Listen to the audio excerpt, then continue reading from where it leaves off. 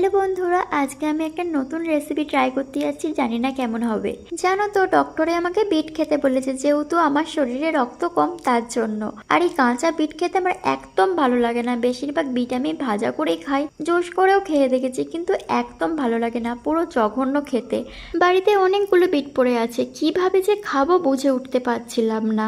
তাই ভাবলাম আজ বিট দিয়ে লাল লাল করে লুচি বানাবো। অনেককেই দেখেছি লাল লুচি করতে, কিন্তু আমি কোনোদিন করিনি।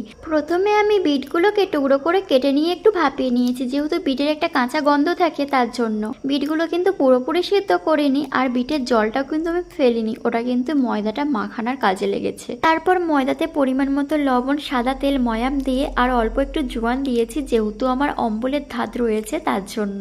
তারপর ময়দাটা খুব ভালো করে মাখিয়ে নিয়েছি বিটের পেস্ট দিয়ে। তারপর কিছুক্ষণ আমি ময়দাটাকে রেস্টে রেখেছিলাম। রেস্টে রাখার পর লেচি কেটে নিয়ে লুচিগুলো বেলে নিয়ে কিন্তু ভাজতে